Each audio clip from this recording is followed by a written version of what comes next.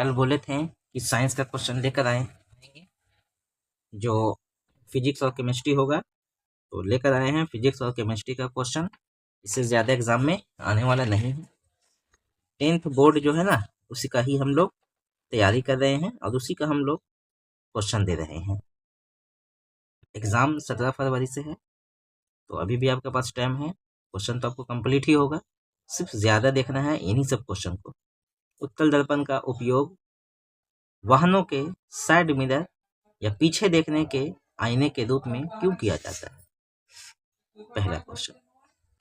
दूसरा क्वेश्चन, स्पष्ट किरण आरेख द्वारा अवतल दर्पण में आभासी एवं अवर्धित प्रतिबिंब का बनना दिखाएं। इस प्रकार प्रयुक्त अवतल दर्पण का एक व्यवहारिक उपयोग भी बताएं।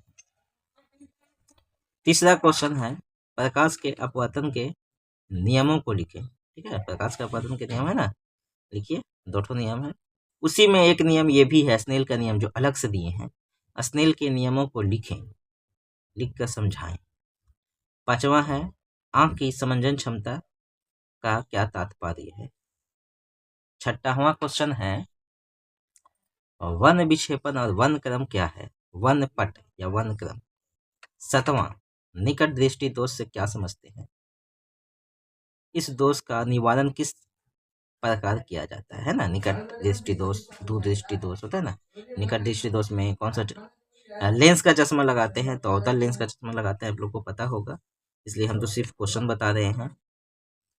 फिर है अगला क्वेश्चन 8वां, प्रतिरोध क्या है? इसका एसआई मात्रा क्या है ना? प्रतिरोध है ना, धारा को जाने से रोकता है, जिसका एसआई मात्रा का आपको पता होगा, ओम है। किसी चालक तार का प्रतिरोध किन किन बातों पर निर्भर करता है? परिनालिका का एक स्वच्छ नामांकित चित्र बनाएं। फ्लेमिंग का दक्षिण हस्त नियम लिखे और समझाएं।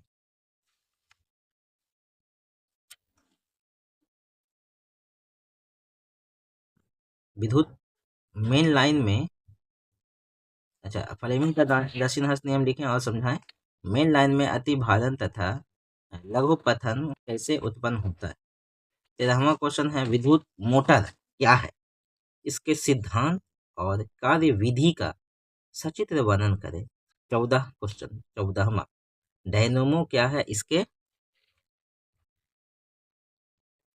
इसके सिद्धांत और क्रिया विधि का सचित्र वर्णन करें। 15वां क्वेश्चन, अच्छा ईंधन क्या है?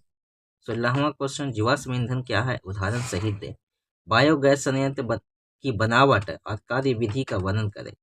हाइड्रोकार्बन किसे कहते हैं? प्रतिस्थापन क्रिया क्या है? ऊर्जा का अनवीकरणीय या गैर परंपरागत स्रोत कौन है? ठीक है, उसके बाद एथेनॉल।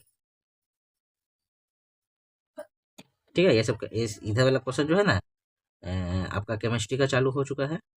एथेनॉल से एथेनोइक अम्ल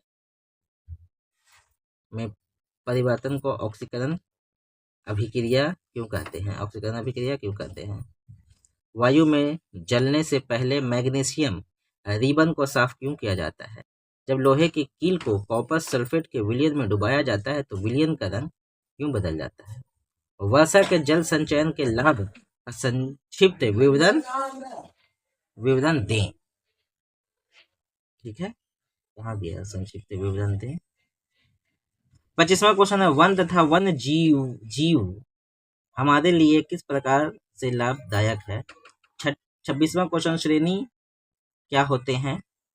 समजातीय श्रेणी है, क्योंकि लिखा हुआ है ना, यहाँ पर लिख दिया। समजातीय श्रेणी किसे कहते हैं? समजातीय श्रेणी, समजातीय श्रेणी क्या होते हैं? समजातीय श्रेणी किसे कहते हैं? एक ही चीज है, यहाँ से क्वेश्चन। साबुन और अपमार्जक में अंतर बताएं। किण्वन क्या है? चीनी से एथेनॉल किस प्रकार प्राप्त किया जाता है? 29वां क्वेश्चन है, समावयवता क्या है? विभिन्न प्रकार के समावयवता का उल्लेख उदाहरण के साथ करें। 5 क्वेश्चन इधर भी है। अयस्कों के निस्तापन एवं भर्जन से क्या समझते हैं? अंतर बताएं। ठीक है, सोडियम को केरोसिन में क्यों डुबा कर रखा जाता है? क्योंकि बहुत ज़्यादा भी क्रियाशील है, इसको खुला में रखेंगे तो आग लग जाएगा। वायु की अनुपस्थिति में कोई पदार्थ क्यों नहीं जलता है? ठीक है, तो ये 32 क्वेश्चन हम आपके सामने लाए थे फिजिक्स और केमिस्ट्री के मिला करके, और उम्मीद है कि यही सारा क्वेश्चन एग्जाम में आपका आएगा। आप चाहें तो एक बार स्क्रीनशॉट ले करके भी आप क्वेश्चन को सॉल्व कर सकते हैं। ठीक है, हम एक बार इस तरह से भी दे देते हैं, इस तरह से तो मुश्किल हो जाएगा, इसी तरह से हो सकता है, और मेरे पास कोई उपाय नहीं है। लीजिए, दो दो के आप स्क्रीनशॉट लीजिए, क्या कीजिएगा।